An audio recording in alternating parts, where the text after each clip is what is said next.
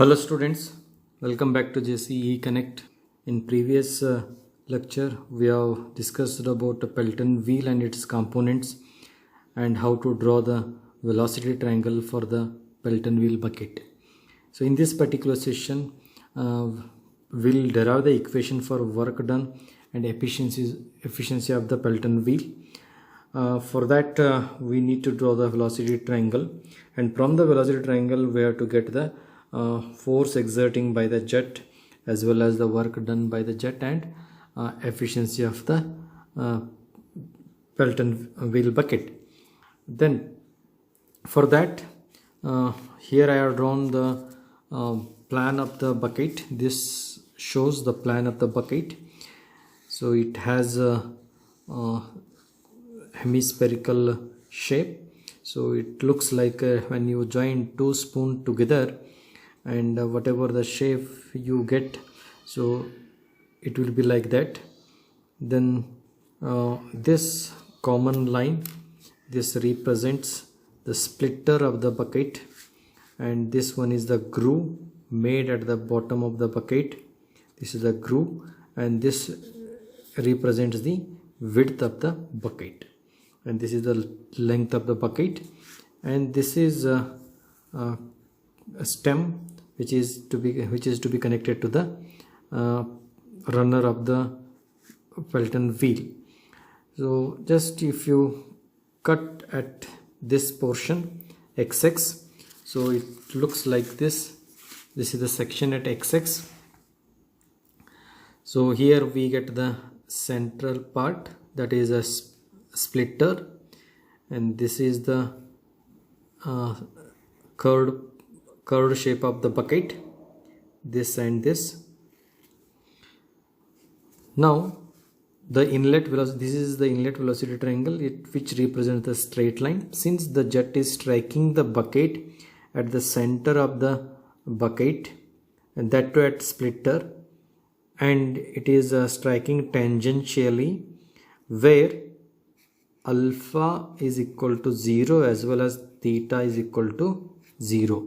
So what do we mean by alpha here? Alpha is the angle made by the nozzle and theta is the angle made by the relative velocity. Since the jet is striking the blade tangentially in the direction of motion of vane, hence alpha equal to 0 and theta equal to 0.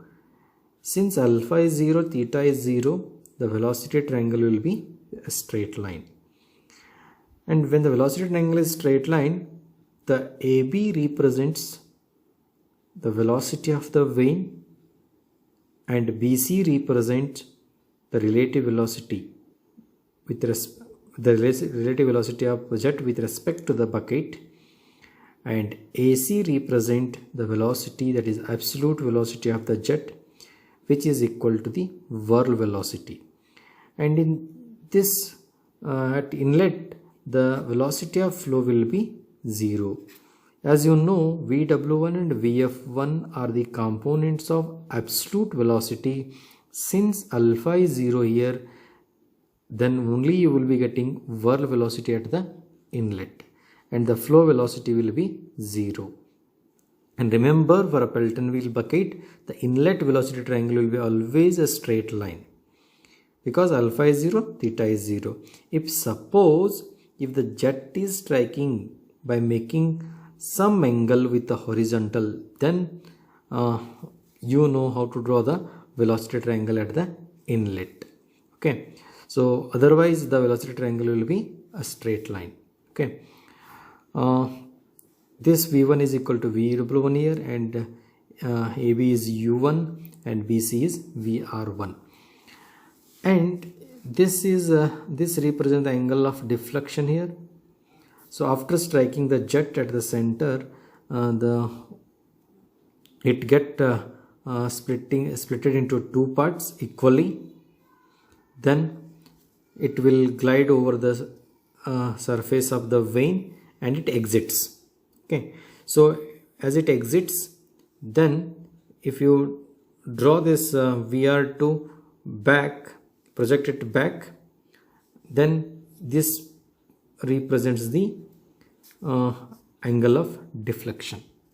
This is angle of deflection. Okay, this is this angle is pi, that is 180 minus pi will be angle of deflection. Then you have to draw the VR2 in this direction, and V2, that is the velocity of the jet, which making an angle of beta, and here I am assuming the angle beta is less than 90 degree, that is acute angle. Then it is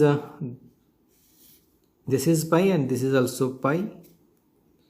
This angle equal to this angle, and this vane also moving in this direction. Okay, it is rotating. Then this represents the U2. We can call it E, F, G and H. Fg represents the velocity of the vane, and GH represents the velocity of whirl at outlet tip. And this VR2 pi is the component of VR2 in horizontal direction, VR2 cos pi. Okay, whereas VW2 and VF2 are the components of V2 in horizontal direction as well as in vertical direction. So about the drawing of velocity triangle at outlet, so already it is been explained in previous lectures how to draw the velocity triangle at outlet, and it depends upon the angle beta. If angle beta is less than 90 degree, this is a velocity triangle at the outlet of the vane. If angle is 90 degree, then this V2 will be equal to VF2, where the whirl velocity will become 0. If beta is more than 90 degree, for that also we have seen the velocity triangle at the outlet. So once you have drawn the velocity triangle at inlet and outlet of the Pelton wheel, it is very easy to calculate the force exerting by the jet on the vane. Okay, so let's calculate the force exerting by the jet on the vane. So here in Pelton wheel, the jet strikes a number of buckets. So this Pelton wheel is striking by number of jet strike the number of buckets simultaneously, and the absolute velocity of the jet with which the jet strikes the bucket is given by, this is the absolute velocity. Okay. So actually the theoretical velocity will be root of 2gh, and I am multiplying here is a coefficient of velocity. So since there will be some losses, that is some losses, so which are to be taken into account, that is V1 can be given as Cv into root of 2gh, where h represents the head at the entrance to the nozzle. This h is at entrance to the nozzle, that is a net head. Then the Cv is the coefficient of velocity which takes care of the friction in the nozzle. Then the value of this Cv, the value varies from 0.9 to 0.98. And also the net head at the inlet of the turbine, which is given by Hg into Hf. As you know, I already explained in the layout of hydroelectric power plant. So this represents the gross head, that is the difference between the head race level and the tail race level is called as a gross head. That is a head of water available in a reservoir before it allows into penstock. Whatever the head is available, that is called gross head. It is difference between the head race level and the tail race level. And as the water starts flowing through the penstock, then it is entering into the turbine. So because of the friction in the pipe, there will be a losses, and after taking into account the losses, whatever the net head available at the inlet of the turbine, that is called net head H. That will be nothing, that will be equal to Hg minus HF. Hg minus HF will be the net head available at the entrance of the turbine. Now that is H can be given as Hg minus HF, where HF is a 4 FLV square by 2 GD. So this is the head loss due to friction, which can be calculated by using the Darcy's friction factor, okay, or Darcy-Weisbach equation. Then the velocity of wheel can be given as U equal to, so velocity of the wheel, because this is the Pelton wheel, or it is called as a rotor, which is coupled to the shaft. So these are the blades or the buckets or the vanes.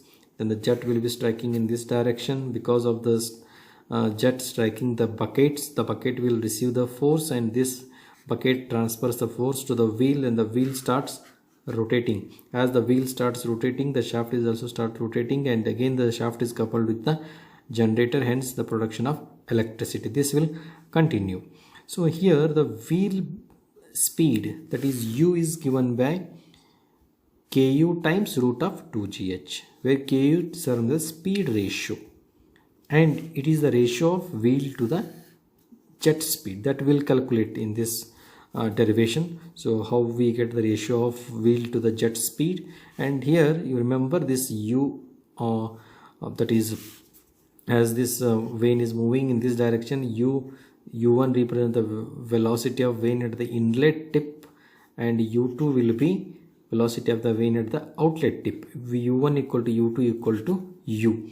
So as this U1 is equal to U2 equal to U, it is nothing but the velocity of the wheel only, because the force is being transferring from the bucket to the wheel. Okay, so for a small instance of time, this will move forward, then it takes the rotation. So U1 equal to U2 equal to U. So where Ku is termed as the speed ratio of wheel to the jet speed, generally the value of Ku will be practically this much, 0.43 to 0.48. Okay, practically it is to be taken this much, but theoretically the value of Ku, which we get 0.5. But as the blade passage will be having a certain losses and all, so it has to be taken between 0.43 to 0.48. It has a friction losses and other kind of losses also. So to take care of that one, so generally the Ku value will be 0.43 to 0.48. Okay. Then after this, you have to calculate the vane velocity at inlet. Vane velocity at inlet and outlet points of the vane. So as this is the vane, the shape, so this is the inlet point and this is the outlet point. So now you have to calculate the inlet velocity U1 and the outlet velocity U2. Then U1 equal to U2 equal to U here. Since it is a rotational, the wheel is rotating, so we have to take the rotational speed, that is pi dn by 60. Okay. Then where d is the diameter of the pitch circle or the rotor, it is called as a pitch circle or the rotor. This is called the pitch circle or the rotor or the disc, or it is also called as the impeller of the turbine. Where n is the speed of the runner in RPM, then the velocity triangle at inlet will be straight line. So as I explained earlier, it will be a straight line, and from the inlet velocity triangle, the velocity of whirl, the velocity of the whirl at the inlet is given by VW1 is equal to V1 equal to VR1 plus U1. So just look at this figure here. So velocity of whirl, that is VW1, which is equal to V1, which can be given as U1 plus VR1. U1 is the velocity of the vane and VR1 is the relative velocity of the jet with respect to the bucket, and this VR1 is nothing but the difference of V1 and U1. So if we want V1, it is nothing but U1 plus VR1. Okay, since alpha is equal to 0 and theta equal to 0, where VR1 is the velocity of incoming jet relative to the bucket. From the outlet velocity triangle, the velocity of whirl at the outlet is given as VW2 is equal to VR2 cos pi minus U2. So whatever the values we are taking for the calculation of force, so it all depends upon this velocity triangles. So VW2, this is the component of V2 in horizontal direction. This VW2 is equal to VR2 cos pi minus U2. Okay. So VR2 cos pi minus U2. Also, the relative velocity at outlet is usually expressed as VR2 to be taken K into VR1. So this is the relative velocity. The jet will enter into the blade passage as a relative velocity, enters into the blade passage as a relative velocity, and again it exits. Since in a blade passage, if losses are present due to friction, if there is a losses due to friction, so this outlet relative velocity, whatever the velocity you are getting at the outlet, that will not be equal to VR1 because of the losses. So that one, because of that, the VR2 will be K times of VR1. K times of VR1. So what is this K? So where K represents reduction of the relative velocity due to friction. If the losses are neglected, suppose if the blade passage is assumed very smooth, if this blade passage is assumed very smooth, if there is no losses at all, if this blade passage is assumed smooth and the water is gliding over this smooth surface and it is coming out, then the VR1 is equal to VR2. In that case, the value of K will be 1. If any losses present because of the friction, then the value of K to be mentioned here. Okay. Then since the K represents the reduction of the relative velocity due to friction, if the losses are neglected, then the factor of K becomes unity.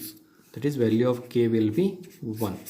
Then the force exerted by the jet on a series of vanes. So here I am considering on a series of vanes. The force exerting by the jet on a series of vanes. And a series of vanes of the buckets in the direction of jet. Already we know this how to get. So in the impact of jet on a curved vane, a single vane, as well as the series of vane we have calculated previously, the same to be applied here.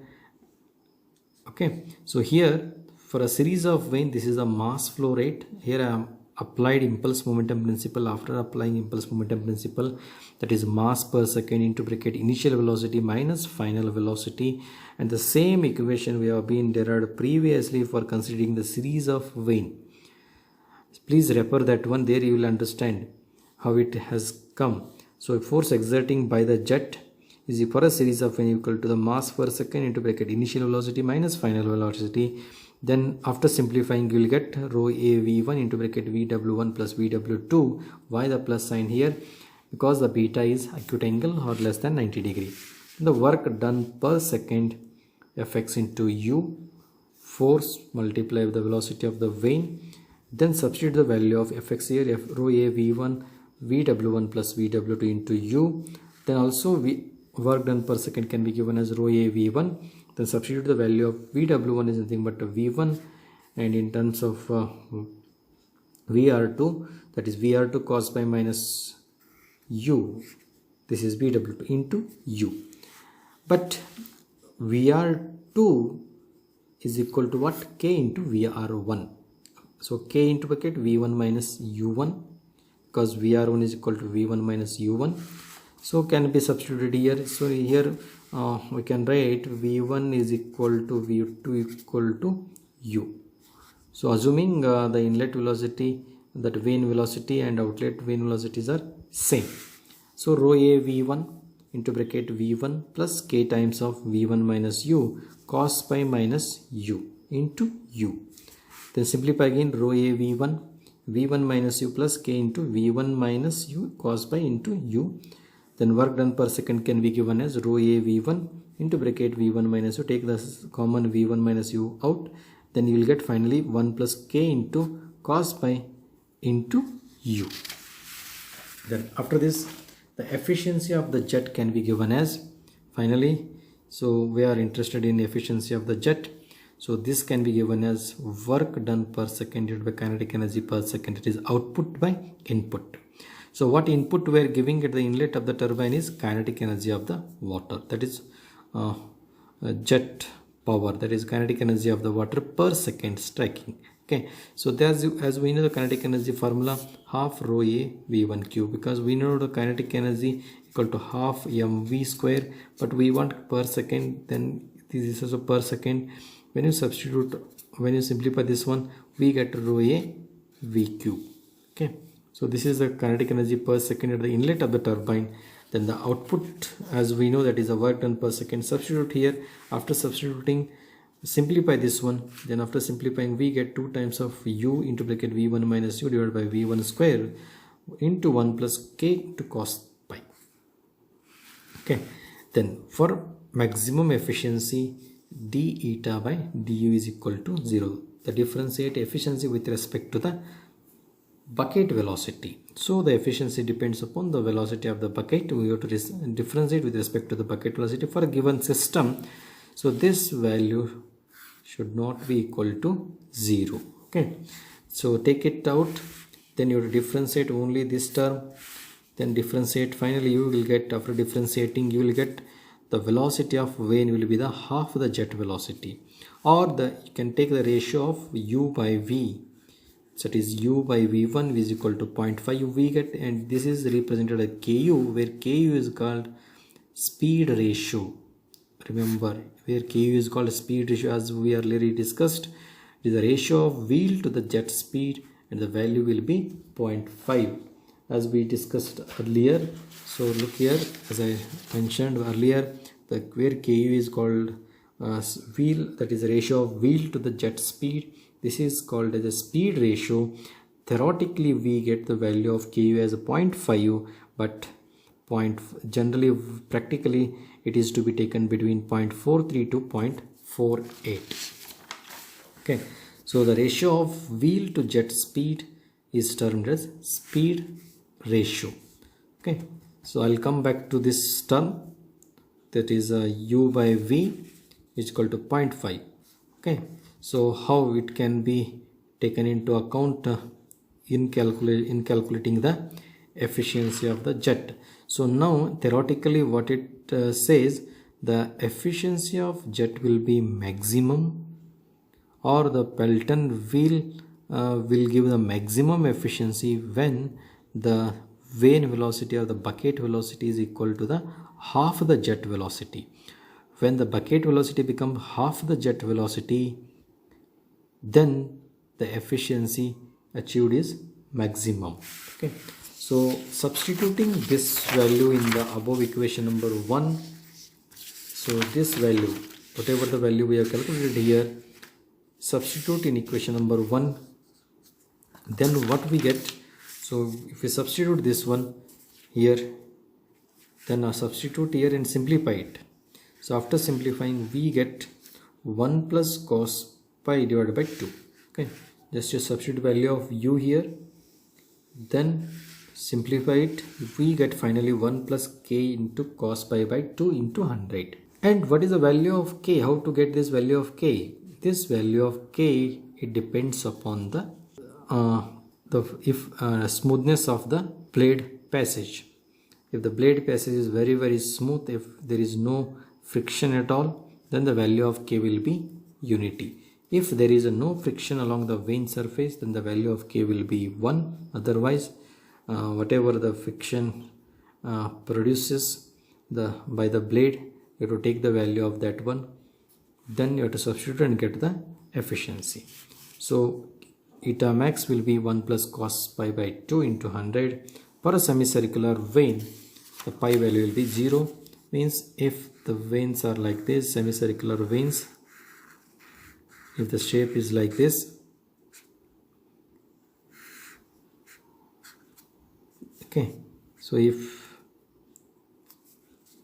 the deflection angle is 180 degree, means as the jet strikes, it glides over the surface and it is coming out of the blade passage like this, so it makes an angle of 0 here.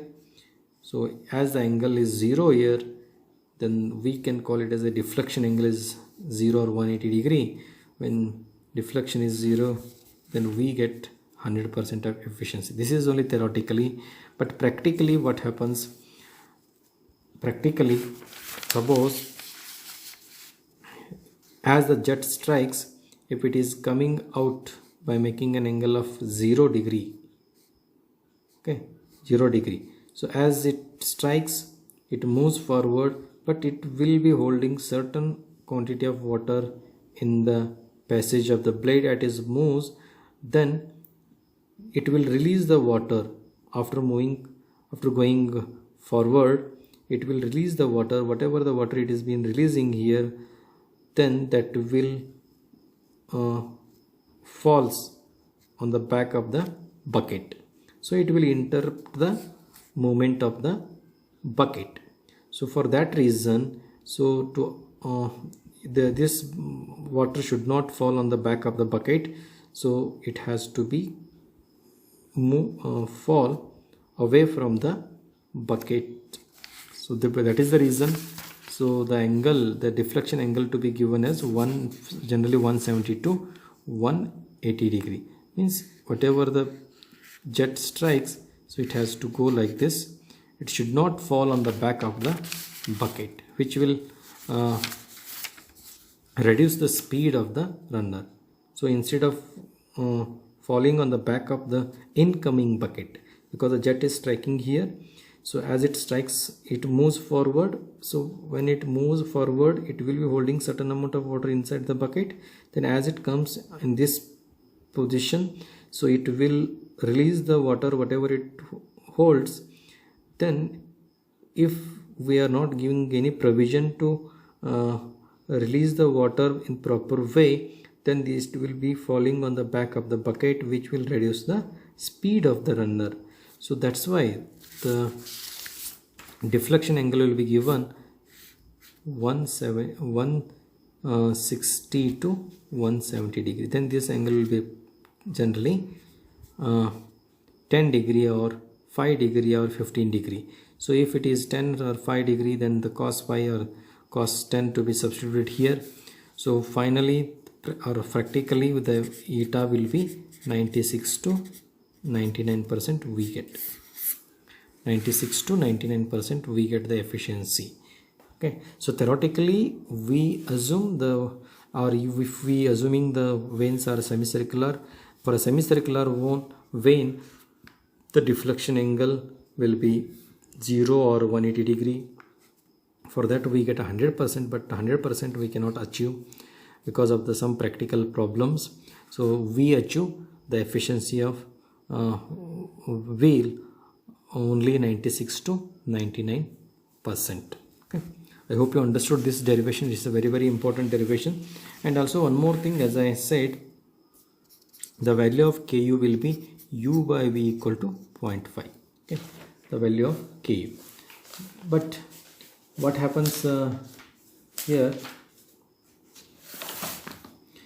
see, if you take the graph,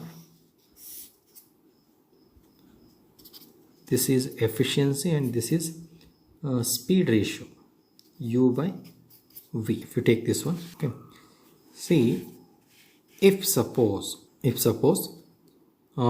this is the impeller, rotor, these are the bucket, okay, jet is striking. If this jet is buckets, this is stationary. If these buckets are stationary, then the velocity will be what? 0. When the velocity is 0 here, velocity of the vane, if these buckets are stationary, then the velocity of the vane will be 0. When the velocity of the vane is 0, what about the efficiency? Efficiency is 0. Okay, efficiency will be 0. Then also, if velocity of jet is equal to velocity of vane, if velocity of jet is equal to velocity of vane or velocity of bucket, if both are same, this jet may not strike the vane, because both are moving at the same speed, it may not strike the vane. hence there will not be any rotation, hence the efficiency is also 0. Try to understand, when the vane is fixed or when the vane is stationary, there will not be any efficiency. Also, when the vane velocity is equal to the jet velocity, this is jet velocity and this is the vane velocity, and both are equal, this jet may not strike the vane. In that case also the efficiency will be 0, hence we get efficiency here. But when we get a efficiency maximum, when this ratio is 0.5. So this is 1, this is 0, and this is 0.5. So 1 means when u will become v, other one is when u equal to 0, and other one when u equal to. So for impulse turbine, as we know, the ratio of wheel to jet speed is given as 0.5, as we derived in a derivation. That is, the speed ratio will be the ratio of wheel speed to the jet speed. It is a 0.5. It is a theoretically 0.5. When this ratio becomes 0.5, then the efficiency of the jet we get as 100%, as we seen in a derivation. Okay. So here, when this one, in this case, so we have got 100% efficiency. When we get this 100% efficiency, when u by v is equal to 0.5, and u by v is called as a speed ratio. And here, if this is the rotor of a turbine or impeller, and this is the shaft, these are the blades mounted on the periphery of the wheel, this is jet striking.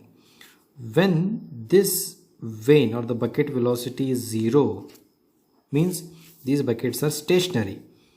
So when the bucket velocity is 0 or stationary, so what about u by v ratio? U by v ratio will be what? 0 for stationary. When this is 0, what about efficiency? The efficiency is also 0.